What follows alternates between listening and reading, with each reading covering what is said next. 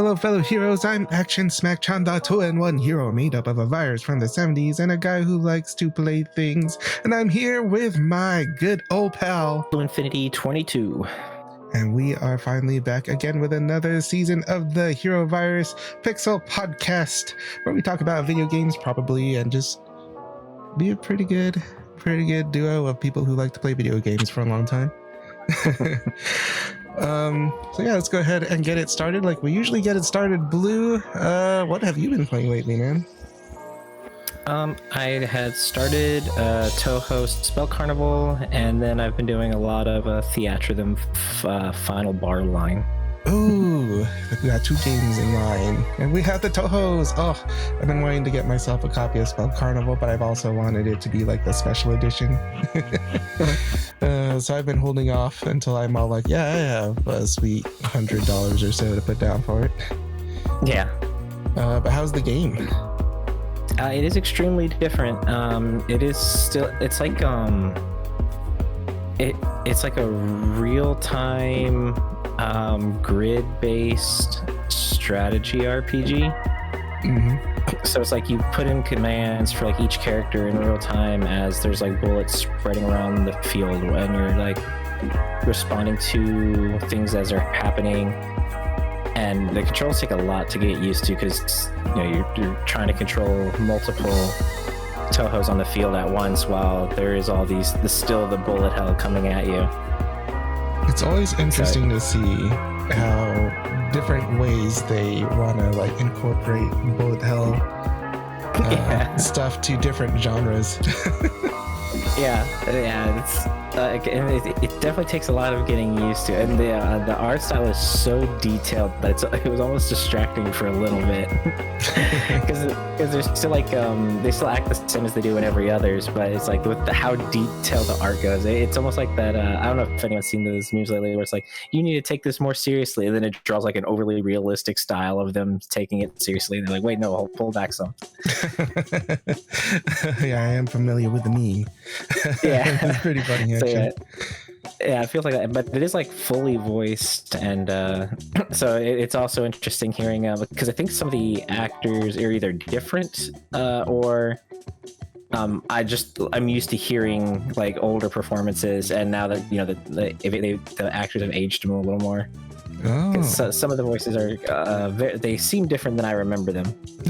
It's interesting because I feel like they tend to get different voices for different characters in different projects, because the original Zune made games just aren't voiced at all.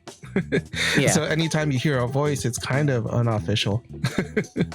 Oh yeah, because I hear like the Gacha game and then the Spell Carnival, and it does sound like some of the voices are different. Oh yeah, they're probably pretty different. I have Muse Dash on my Switch, and it does have Marissa and Reimu in it. And I do find that I really like the voice for Marissa in that one. I don't know what it is. Definitely a different girl from any other project. Okay, so I'm not super crazy. Yeah. You're definitely catching a different performance there, probably. Yeah. So, but it is different. It is interesting to see all these different takes on the same character as far as performances go. I want to say the first time they were actually voiced might have been in one of the original anime fan projects where they got like a pretty big name Seiyu for that fan project. So it was a pretty big deal back in the day. That does sound right. Mm-hmm.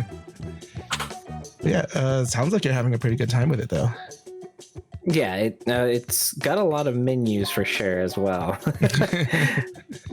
And it's also silly that they try to be a little realistic with equipping stuff, if I remember right. Like I remember that like being a thought that popped in my head, but I'll have to like double check on that. But yeah, like it's the menu. There's a lot of menus and a lot of sub menus, And like I remember like by the time like I started like the second or third level, it was already like 3 or 4 hours on my file. Oh jeez. Yeah, And it's all just from like going through the menus and stuff. Yeah, and there's also just lots of dialogue and tutorials. So there's a lot to try to take in and like mechanics. So because I do recall like the controls taking me quite a bit to get used to, because it is like it almost plays kind of like a RTS game in a sense. Oh, like because you're like selecting units, moving them, and they're moving in real time as you switch to trying to move another one, or you'll like try to be quick with your commands, there's if you press like I think it's like the left bumper and the command that it'll just put like a quick one for all units to move. And then like there's real-time mana, so that you'll want to make sure that you're casting your spells that way, you know, there's always you're recharging at all times, you're not wasting any mana refill. So yeah, it's like there's a lot to it, which was like very surprising. I did not go in there expecting to have to like sweat as much. But it's definitely a game that I could definitely see people lowering the difficulty just because of how much is happening at once. And especially when you're getting more characters that you have to pay attention to, with more characters on the field, and with there's being more bullets that everyone is shooting, that it'll be interesting. And it's also fun how they consistently are able to represent Reimu and Marissa's like single target and multi-target gimmicks. Interesting. Just like reading the description of the game, it gave me a hard time like trying to imagine what exactly is going on in this game. But you know, I see the Toho's on something and I'm all like, I want it. Yeah. And usually you can assume Yukari's behind it in some way. I'm sure. But I did catch you streaming Theater Rhythm a little bit ago. Mm-hmm. It could have been a week or two ago. And that's always a good time. Yeah, it's my first time actually getting through more than like I've played all of the series, and this one was probably the one I played maybe the least for its like single player stuff. I was always doing the online competitive, but Archipelago, that randomizer thing, allows you to make your own games compatible in a way, where you self-impose rules, and somebody did it for that game. So I was able to like play it like in two ways, where I'm finally getting some progress done single player while at the same time doing the randomizer. So that it's just been a lot of fun. Sounds pretty good. And of course, Final Fantasy itself just has really nice music. Makes it really nice to listen to. Having that extra layer of kind of archipelago stuff. That's really interesting. How about yourself? Let's see.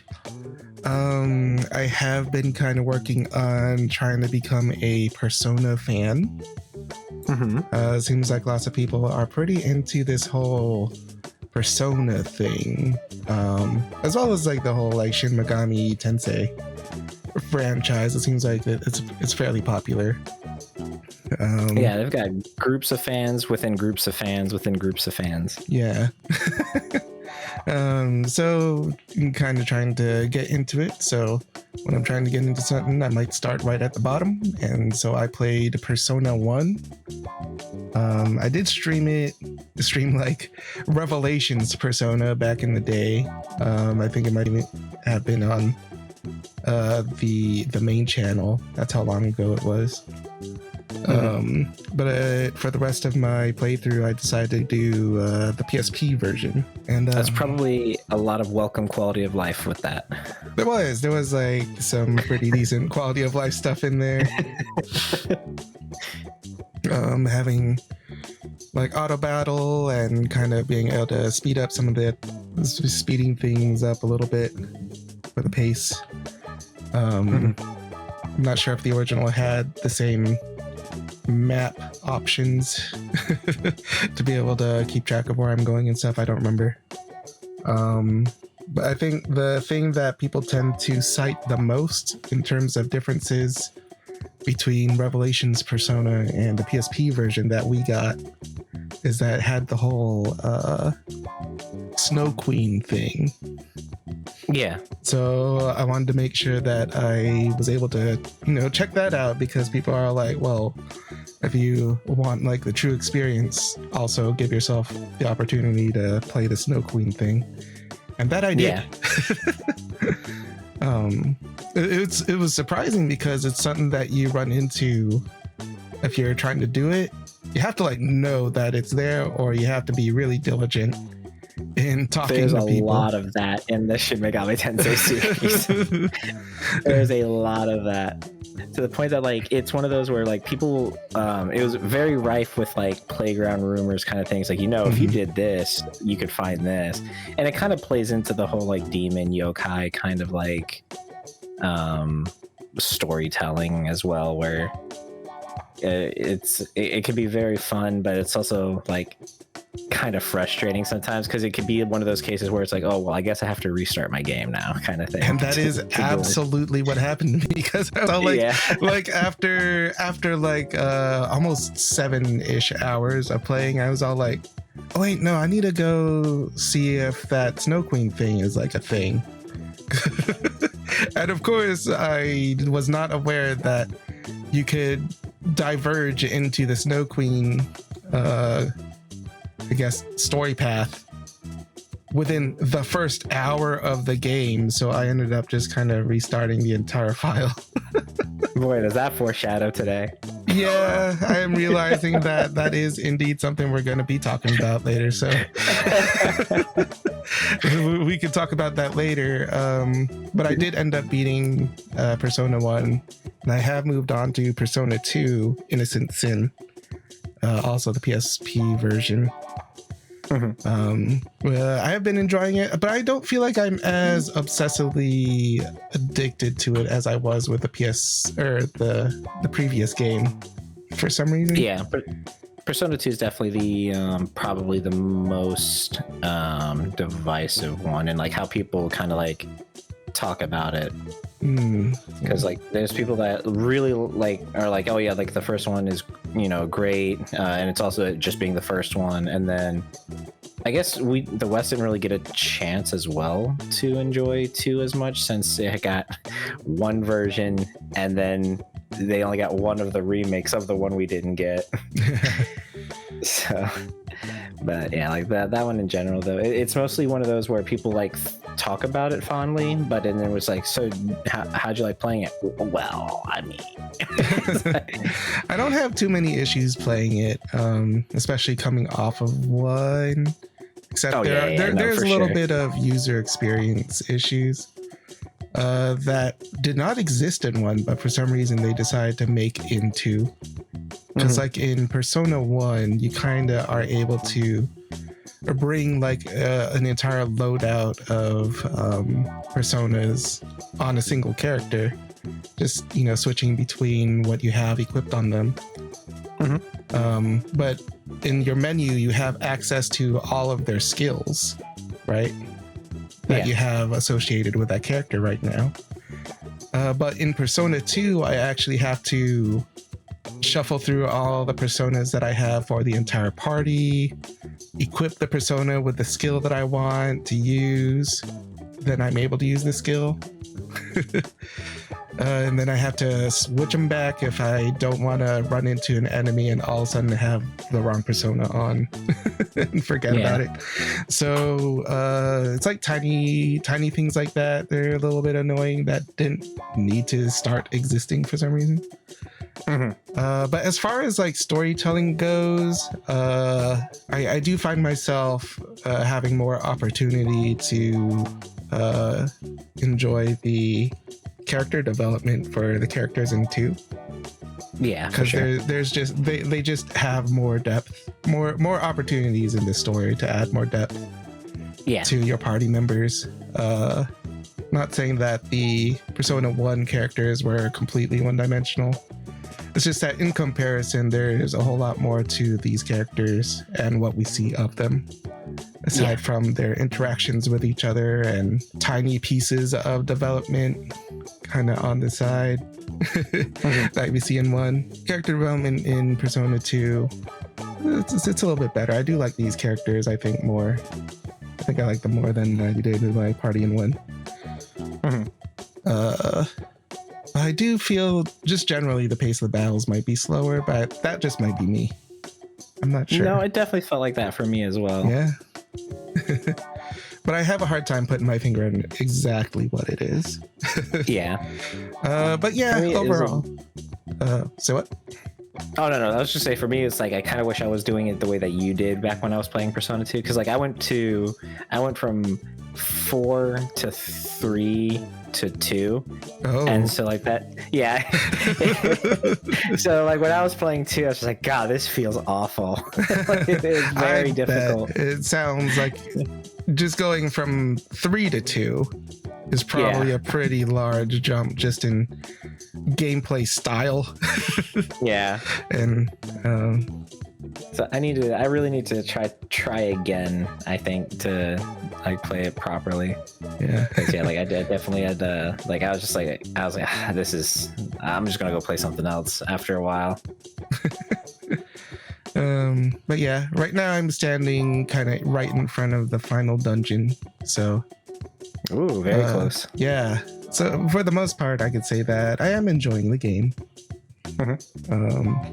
Probably gonna try the sequel and then move on to 3. But I might take a bit of Persona break and try to play some of these other games that kind of have been staring me in the face. Yeah. And we'll look forward to hearing about those. Absolutely. Anyway, what is our topic for today, Blue? All right. So our topic today, being a genre that tries to rival the real world, RPGs give an uncanny freedom unlike any of its contemporaries. In an era of Brady guides, games of this kind often had secrets in every nook and cranny. However, with such involved stories and powerful enemies, these secrets often have a shelf life that permanently makes them inaccessible. These missables, as they're often called, are a lost art with modern game sensibilities, but even within that realm, not all of them are done quite the same. What are your experiences with the concept, and how do they affect your enjoyment of a game? What do you got first? Let's see. So the first thing that I kind of thought of, because this is a topic that I kind of go back and forth on as I've been going through my multitudes of adventures through JRPGs, because usually when we talk about JRPG or what we've been playing lately, it's usually a JRPG for me. Yeah, and a lot of the ones that I have, all of them are different types of missables, so like the overall topic will probably be like kind of discussed throughout each as well. Yeah, but kind of my first note on it is how much it can really sour your gameplay experience, kind of depending on your expectations going into it. Like the first thing that I thought of was the last time I was playing Breath of Fire 2. I've talked about Breath of Fire 2 a little bit before, I think. It's one of the first JRPGs I played, so it has a soft spot for me, right? I love Breath of Fire 2. Yeah, there's so much to love about it. But the last time I was playing it, I was a little bit pissed off at when I found myself kind of getting locked into an ending that I already got before. Because at this point I've played through the entire game a few times, but I was all like, I need to actually get a different ending, and then I would got caught up in the rhythm of the game and kind of forgot about the missable stuff. Yeah. And when I realized that, it kind of soured the playthrough. I was it doesn't help man. that it has relationships that only specific points can be affected. And for the Western audience, even worse because of how poor some of the translations were. So you could do a selection that seems like it's implying one thing, but it's literally the opposite. Oh yeah. So I ran into that a few times, although it does lead to some fun moments. But yeah, like, and also where it I got to run into when I was playing it on the Wii Virtual Console, when I finally got further, that they just flat out say the completely wrong location for where you're supposed to go next. They straight lie to you. Yeah, it's just completely wrong. And so I just spent hours, and so I remember physically printing off a GameFAQs guide. The classic move. Yeah, I literally printed it off and stapled it together, just because. And it's like every page is like, yeah, this is wrong. You actually want to do this? Yeah, this is wrong. But like, I wonder how much of the missable is just because of the time period. But yeah, like I remember that too. With like just like I would always have to have like a guide just because of how much was easy to lock yourself out of, easy to mess up, some of it just being completely like misleading. I don't remember. I don't think Blue is missable, is she? I want to say she is, but yeah, it could be. I think she was one of the optional characters. I'm pretty sure. Oh, no, yeah, she's optional. I just wasn't sure if she was like, if there's a point that you can't get her anymore in a playthrough. My cynical part is just all like, yeah, probably. Yeah, that's what I was thinking too. I was like, probably. Just the way that game was. You know what I mean? Yeah. So if you wanted the cute girl, I think Blue is to some degree in all of the Breath of Fire games. Yeah, she's definitely she's a character from the first game. Yeah, she's definitely from the first game. Yeah. Pretty sure I saw her in 3. Cool.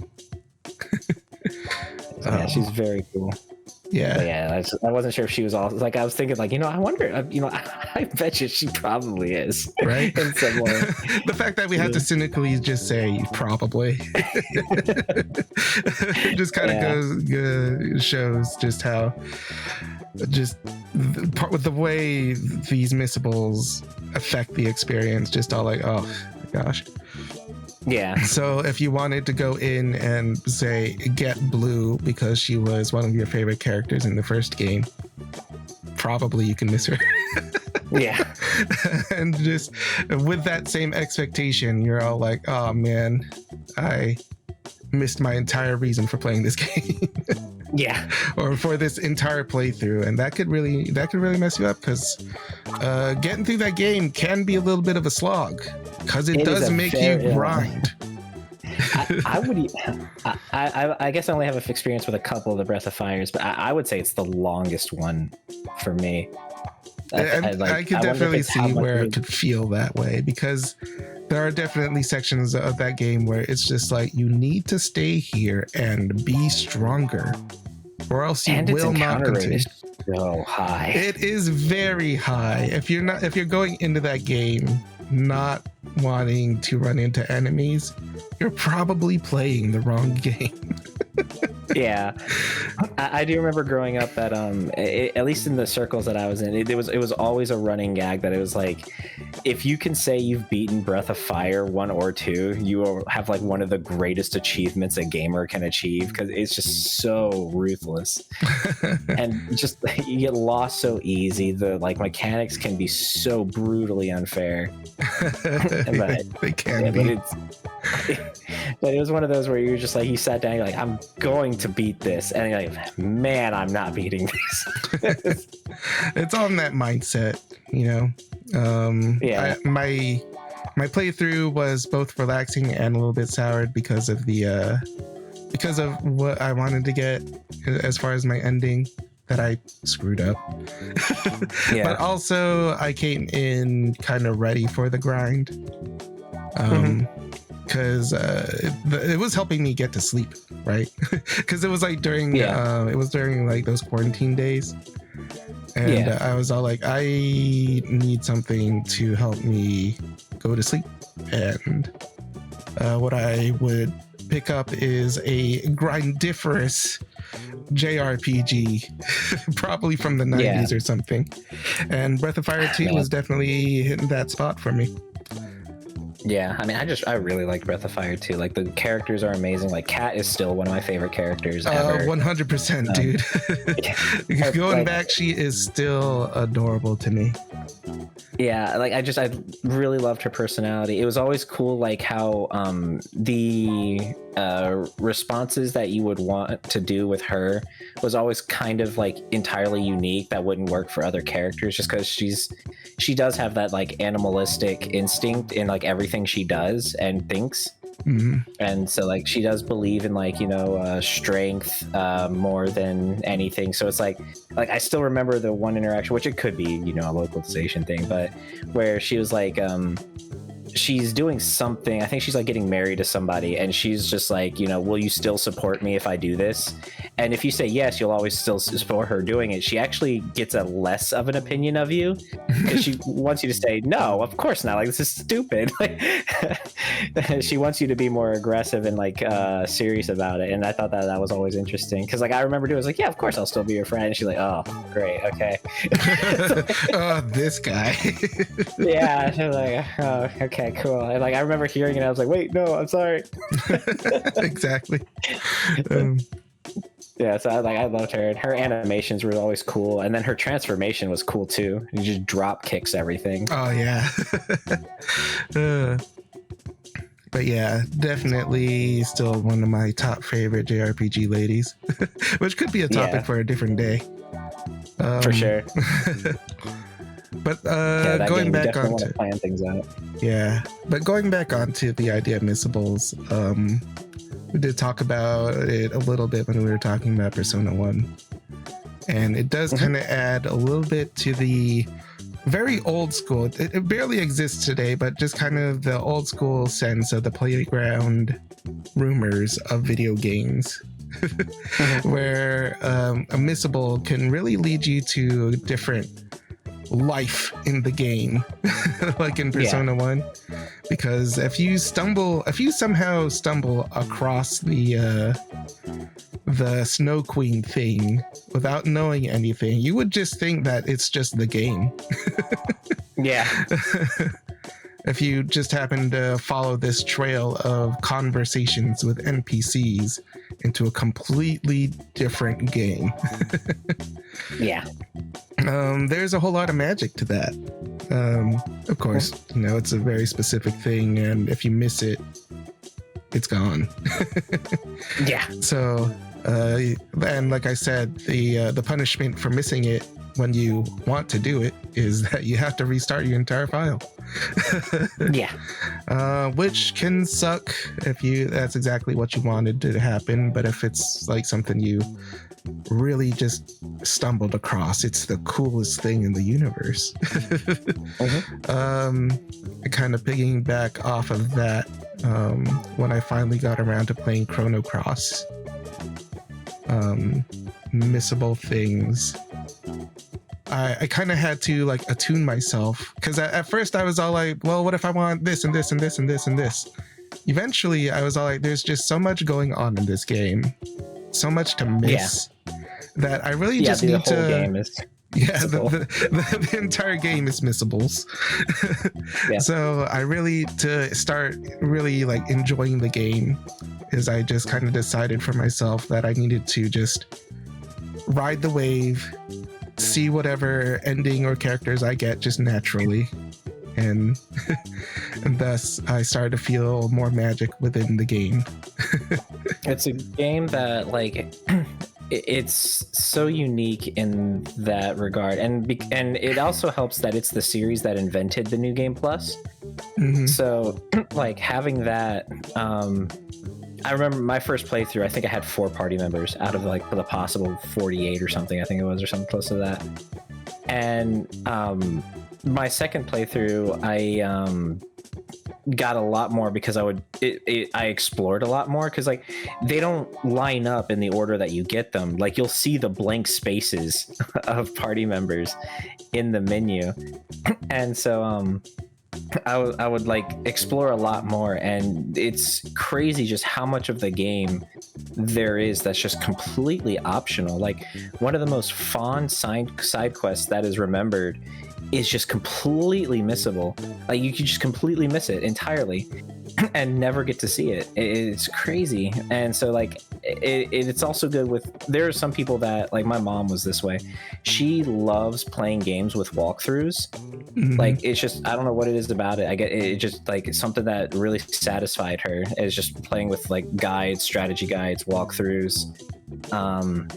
I guess it kind of removes a lot of possible frustrations when you're able to have those kinds of guides, and like I guess leads to what you were saying, where it could be very frustrating finding out later that you either have to restart your file or miss stuff entirely. And Chrono Cross, every decision in the first third of the game cuts you off entirely from an entire section of party members in game.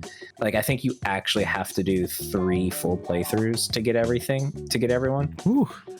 So yeah, like it could get really frustrating, but it can be magical, like you said, where it's like there's so much in there that you can find. And usually like if you have a inkling on something, it usually pays off, even for the most minor thing. You're like, you know, like this character is also in this other world. I wonder what happens if and there's a full interaction that you didn't like, that you get rewarded with for doing it. Yeah. So yeah, like the game was really good about doing that, and it also did kind of remove the sting of casual play when you know that there's a new game plus option that you get to carry over your party members and equips. Yeah, because even the equipment's missable. Even the equipment is missable. Yeah. So it was definitely a fun game to have a new game plus on. Yeah, for sure. Missables definitely add to replay value. Yeah. I guess it's like one of the chief ways back in the day, I think, for adding more reason to replay a game is just by having all these missable things. Yeah, and games were a lot like felt more of an investment back then as well because of how niche the hobby was. Oh yeah. Like, and so like even as kids, like you often would either like if you were a renting game family, like that's like, well, this is your whole week is just with this one game, so you want to get as much as you can out of it. Yeah. Or it's like it's the only game you're getting until like special events, so it's like Christmas, birthday, those are your 2 times you're getting a game that you can actually own typically. So that's where you're investing all this time into a game. But it's also like, I feel like back then it was a lot less of a taboo for missables. If it feels like, like I do know, like I have a lot less of a problem with it back then when I was growing up than I would now. I'm fairly certain. Yeah, because like now, yeah, kind of gaming and just being an adult makes you feel like I only have so much time to enjoy a thing, right? So I want to get as much as I can in one playthrough, because this game right now is lucky that it's about to be beaten at all. Yeah. Let alone played. So I want to experience all of it in this one playthrough, because I may not be able to get to a second playthrough. Yeah. On this form of missables, I do have one game that fits everything so far. The Ultima series prior to 7 was like this, where every single game had missables that it wouldn't tell you are, and it's for main story. So like for at least 3 of them that I know of, you can actually lock your game out from ever being completable without knowing you did. and yeah, and so like the idea for Ultima was to put you into the game world. Like it's supposed to be another life entirely. And so like they avoided railroading, they avoided like linearity. Like for a lot of the like Ultima like 1 through 5, like the whole world is open like as soon as you start the game. Like there's nothing really stopping you from going anywhere. And Ultima Underground or Underworld was featuring Tony Hawk. Yeah. Yeah, they actually have it to where there's like there's this like regular just item that just seems useless, and so there's a lot of, and the problem with it as well is that there's a encumbered system. So like you just have this item that you get at the start of the game that you find on the floor, and you're just like, oh, I mean, whatever. And so you're like going through the whole game. It's like easily like 8 hours in, and you're like, you still have it on you, and you're just like have all these equipment, all these items. You have so much stuff, and the encumber system, if you decide to go other than like a physical, is like a very low weight you can handle. So you just get rid of it, and then you find out at like the end of the game like you needed that item, and you're just like, oh crap. So either A, you hope that when you dropped it, in this specific game, it stays where you dropped it, so you remember where in the last 10 hours you dropped that item, and you go find it. Or if you accidentally like destroyed it or sold it or threw it away, you have to restart your game. Like there's just nothing else you can do. You have to restart your game. And so like it became like a habit of the Ultima players that you not only have multiple save files, but you alternate between them. So that if you find out later, you're like, oh, and like you can also like kill anyone in the game, even friendly NPCs. So like if you just like and in Ultima Underworld as well, there's friendlies that are in dangerous areas that you might not realize, and they can give you like a required quest to finish your game. And if you like mistook them for an enemy and you ambushed them and you killed them, they stay dead and you just cannot complete the game anymore. So like it's so like back in the day, this was like it wasn't seen as like a horrendous thing, because you're just like, well, yeah, like I mean, egg on my face. Either like I killed a friendly, that's my fault, or like I didn't account for something, or so you're just like, oh, I mean, that's just how life is sometimes, like opportunity passed, right? I mean, immersion, man. Yeah. And so like, and they were confident enough in their game design that they allow the player to do that, which was also kind of something that would like never happen now. Like they valued that freedom of choice over everything else. Like even if it made it to where your game could be completely unbeatable, they allow you to make that kind of mistake. And like, but it's like very interesting to compare it to like today. But yeah, like all the Ultimas have that kind of missable thing where you could kill a friendly NPC, you could kill somebody important, you could kill a princess. It's like, but you were supposed to save her. You can't beat the game if you killed her. It's like, well, yeah. Well, it was my choice to do so. Yep. It's crazy. But, and so it's very, very interesting to see that kind of thing. But it's like that's what was like the big appeal of Ultima compared to other RPGs at the time, was that sense of scale and like self-immersion, freedom, like being able to move anywhere. And like prior to 7, like it was all like keyboard typing for interactions. Like there wasn't a list you could click on with your mouse or dialogue options. Like you had to type it yourself. And so you learned about that through the world, and a lot of it, like there'll be like a vital phrase that you have. There's one Ultima that you have to sing a song, and you have to know the lyrics, and you learn it through the game.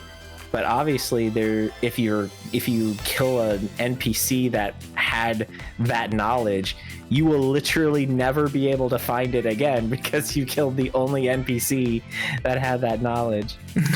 And so.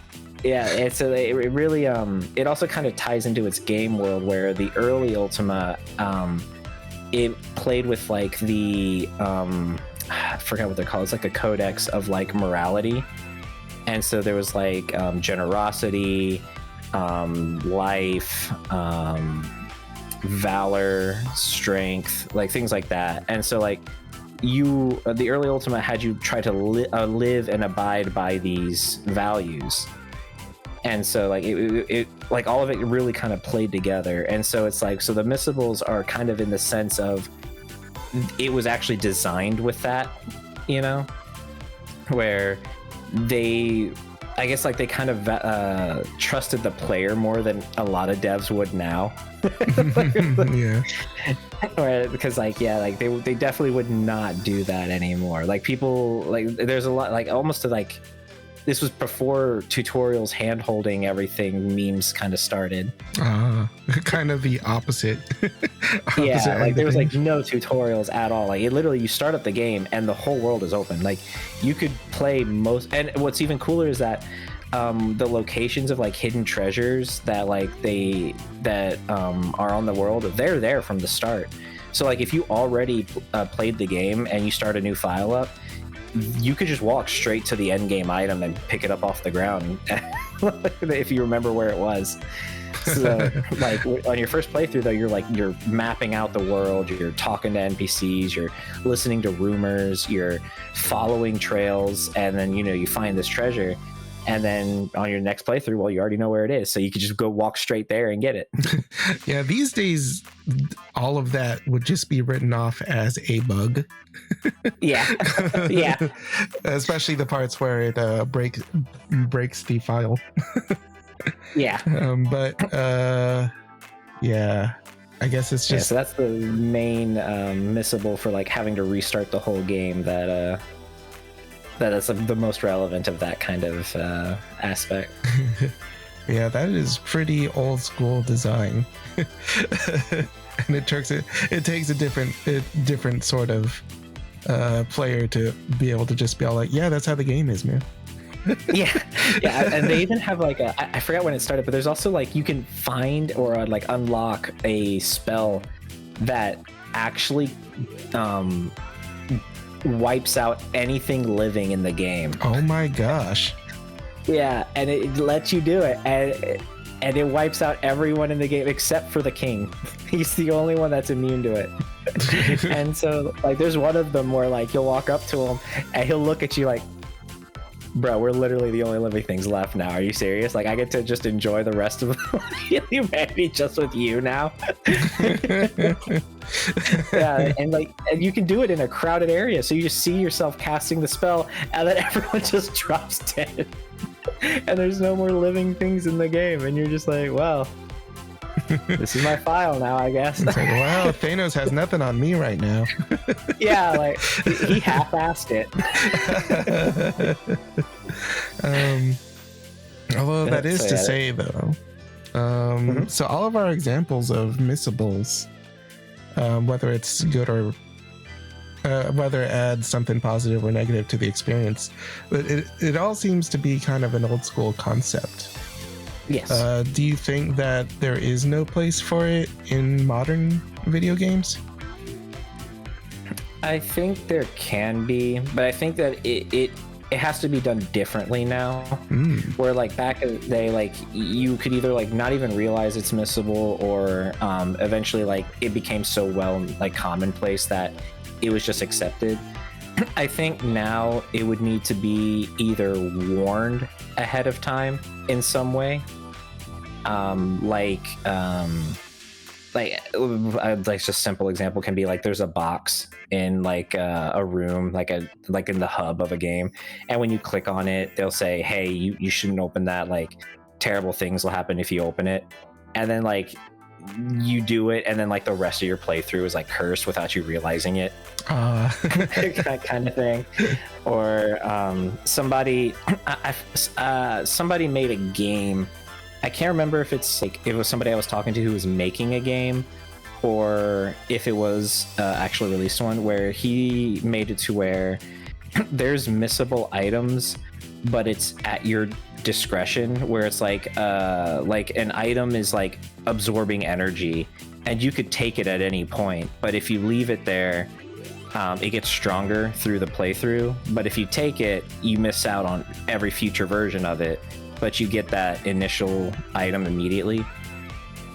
So in that case, but storyline wise, I mean, Persona 4 did it, is a modern thing. I mean, I guess that's not really modern anymore. Yeah, relatively modern. I mean, that game is back on the PS2. It's like PS2 era. Yeah. Yeah, I'm sure there's some other RPGs that might have something like it, but I think like you would have to really communicate it with the player just beforehand. Yeah, there's a whole lot of like, if you continue doing this thing will not be here anymore. Just like explicitly stated on the screen, you will miss something. Yeah, like you could even argue Fire Emblem with the permadeath, where they have it as a toggle now, is kind of an example of that as well. Because in the old Fire Emblems, the endings directly correlated to the units that were still alive by the end and like what you did during it. So like if you were overly safe, their ending is just basic. Like they'll just say they lived happily ever after, or he was never heard from again. Or if you had them their supports up, where you added that extra challenge of having two units be close to each other adjacent, their ending could be completely different. And then the support conversations would give you items that you might not have had otherwise. So, but with modern Fire Emblems, they had reversing turns entirely, permadeath being removed. So like that's I guess kind of another version of that. Yeah. So but for like the examples that we had were like Ultima just making it to where you have to restart your entire file. Like I feel like for that kind of thing they would go to the genre that's more accepted, like the survival kind of genre, or the mystery dungeon, or the roguelikes, where it's more accepted as part of the gameplay itself. Oh yeah, missable. And roguelikes is just a genre that in recent years has been way more popular. So yeah. So in that sense, it really does depend on the genre, because just missing things in a roguelike is just kind of par for the course. Yeah, it's part of the experience, where it's like each attempt excuse me, each attempt is a more informed playthrough, which isn't too unlike how we would do back with those old RPGs. Where just that is you would the start game a new back file then.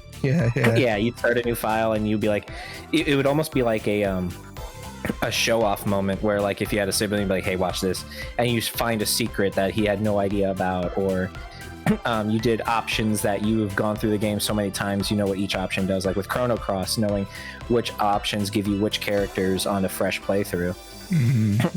Which is always funny that the best options are if you don't save somebody. But how can I not save the cute girl? Yeah. Yeah. Why do I have to be a total jerk? But every time now I don't do it. So it's just like, yeah, where it's like that's accepted. And like the missables being, you know, like how we just have a laugh about it. So, but I do know like there's a lot of people that would really rub the wrong way now, because, you know, they feel like they need to have access to everything. Yeah. I will say, yeah, I think it could work. Yeah, adding on to that, I did talk about having played Eiyuden Chronicle in the past year or so. And, you know, that game is basically old school Suikoden. Except for the fact that they took out the concept of missables for Eiyuden Chronicle.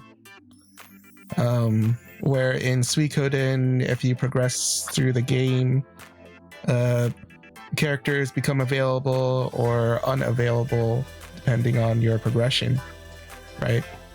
But in Eiyuden Chronicle, when after you get to a point where they're recruitable, they're never not recruitable.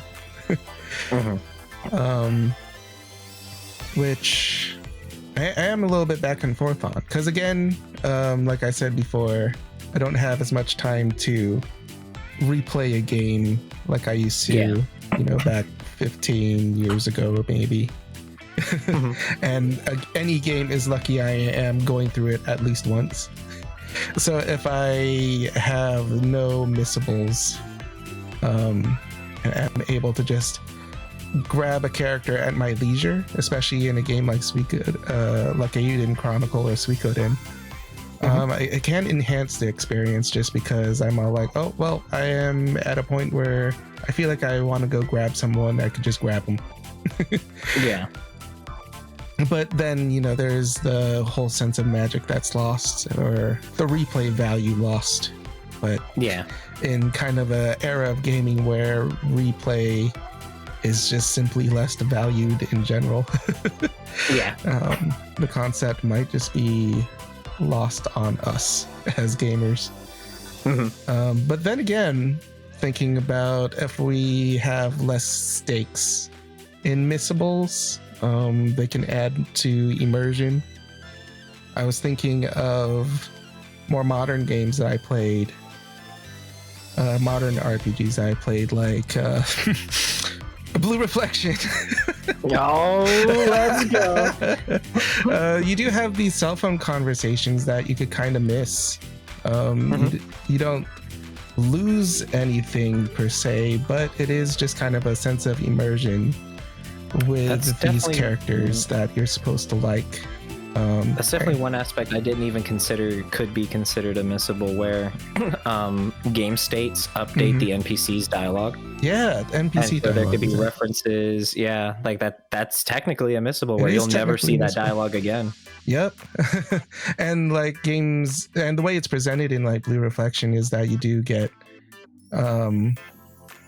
like notifications for like conversations and stuff. And if you progress too far, they just don't, you just can't see the rest of the conversation anymore. I think they also did it kind of like that in Reynatis.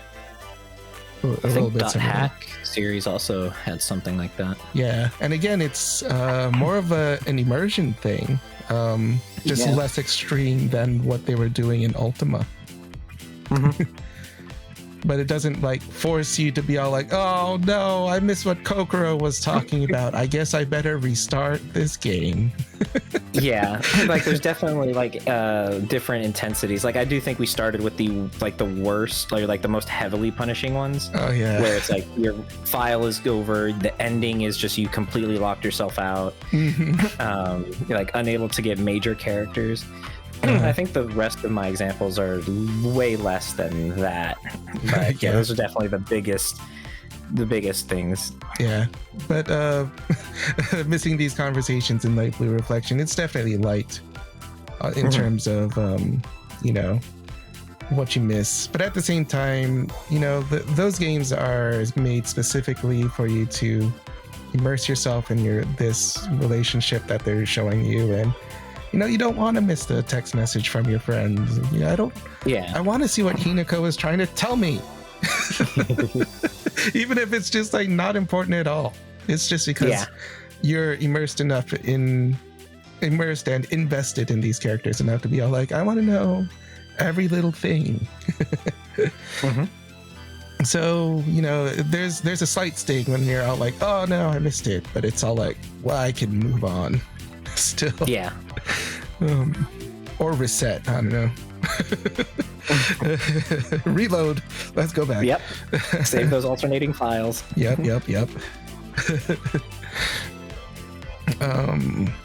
But yeah, what other examples do you have in mind? I can piggyback off that one actually with the text messages. The PS1 Final Fantasies, I would use as like the poster child for missables. Back in that era. So specifically the one that's relevant to what you just talked about would be in Final Fantasy IX. They have a, what was it? It's called ATE, but I think it's like active time event. Something. Yeah. And it's like little cutscenes. So those are just like that.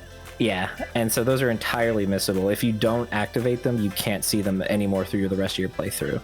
Yeah. And some of them are actually directly tied to side quests or major items, because they actually will have items relevant to it or events relevant to it. I think if you don't watch certain ones, it completely locks you out of certain side quests for major items.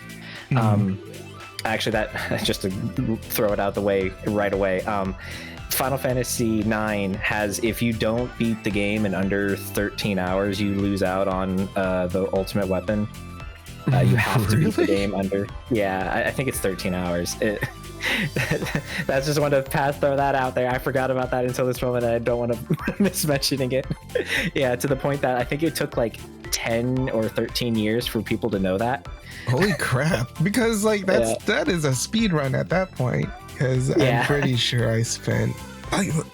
9 was a pretty decent chunk of game like there. I'm pretty sure there's 2 items like that in 9 that you have to get under a certain time to get the item, and it's like some insanely strong weapon for Zidane. But so if you're beating the game in like 13 hours, do you need it? Yeah, because you just dumped on because this you game. skipped grinding as much as possible. You know what? You got a point. You're like, yes, please. But yeah. So, but for active time events, like that's definitely one that matches that. And then like the rest of the PS1 era games where it's like locations with items hidden inside the backgrounds that you'll never be able to visit again, towns that get destroyed. The card games in 8 and 9, these NPCs are completely missable that have the summon cards. If you don't get them, they're gone forever, and if you lose, they steal a card from you and then you'll never get it back. Like, so you definitely want to save before every card game. Like there's just so many missable bosses, secret bosses that are completely missable if you don't do certain things. I guess I could piggyback it with, since it's just Final Fantasy, and Final Fantasy X and X-2, they also have major missable items where I think like the most egregious one is, I think it's in X2. If you open a specific treasure chest, like an innocuous one, you're permanently locked out of a major item for the rest of the game, and you'll never have known about that. Yeah. Like just opening a treasure chest, it's you're just like, yeah, why not? If you do, you will never be able to get a major item ever again for that save file. It's like a horror story. It's like, if you do this very specific thing that you have to fight your animal instincts. Yeah. You will be cursed for the rest of your life. And I'm like, that's one of those things you'd expect it in a roguelike where you're like, it's a cursed treasure chest or something. But no, in a JRPG, a regular ass Final Fantasy game, you see that treasure chest over there? I bet you want that treasure chest, don't you? I bet you just want to open that shit up. Who knows? Is it maybe a regular potion? It might have been just a regular potion, something that just is not worth it. Yeah. And so that's like, I remember distinctly once I like discovered that like I always got paranoid in RPGs ever since. Like that was like the most paranoia. Like, cause the rest of them, it's just missable because you didn't go to it. This one, you're just playing the game. You're just going with your natural instincts of when you see a treasure chest.